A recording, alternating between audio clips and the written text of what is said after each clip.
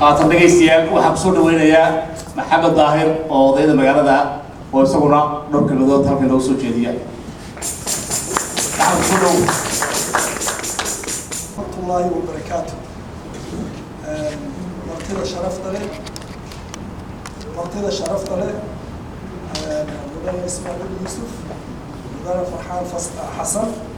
آدي أربعة كسر ويننا مقالة إدمنتون أو مقالة النية وحملنا يسود وهذا ولا لهم وحى أيضا حزب معارضة أو ذاك جيبوتي هذا بقى معارض لماذا محيط هاي أفريقيا معارض لماذا واحد الله يقارنا واحد دنيا لكن معارض لماذا واحد ويان واحد دولة توسية الدولة دينا هذا معارض لهاي دولة معها وايو الدون كأنت تاريخ دسوجرتي حكم كنيك هيستوى وقلوا عصرا عد صحدها دان الهرين حكم كاسي قلوا عاصي ودن كالدنيا تدك أيوبا بيدوتو مركا معارض ويا حسن معارض ويا وأسود ويننا وح أتسوكر لسانا وح غير جيبوتي يو مدة الصومالية يو قرن هون أفريقيا يو مدة أفريقيا دنيا عالم كما وحتريوي تاسي إن تاسياتو وهم ولكن محمد عدالة درو جيبوتي كتير وشاقي عدالة درو حدي عن حزب المعارضة أنو جيرين وليين يدونا ماشا كما بحق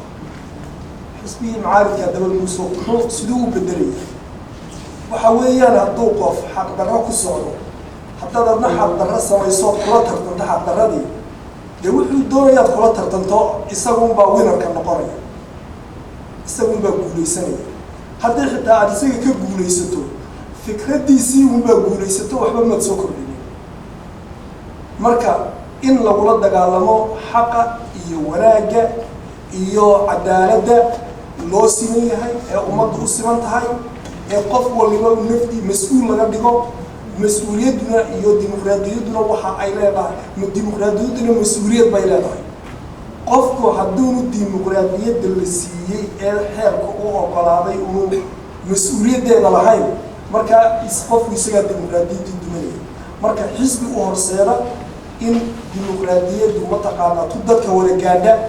oo cadaaladda loo siman yahay wax walba loo siman yahay ay noqoto iyo insha Allah rajeynayna anaguna aad iyo aad baan idin soo dhaweynaynaa waxaan idin rajeynaynaa guul idinka iyo axsaabta kale mucaaridkaaba taasi macnaheedu maaha in mataqaana ad wax ka ridaan wadanka Djibouti laakiin cadaaladda ay u baahan tahay Djibouti inaad soo celisaan oo aad meel gaarsiisaan oo aad moral uga dhigtaan qarni Afriqiya si walaalaha kale ee jaarkiina ugu daydaan ayaan idin rajeynaynaa oo idinku dayano oo maqaam reer Djibouti ay gaareen waa inaynu ku dayana leedahay taasi oo kale aan idin rajeynaynaa aad iyo aad baan idin soo dhaweynaynaa assalaamu calaykum wa rahmatullahi wa barakaatuh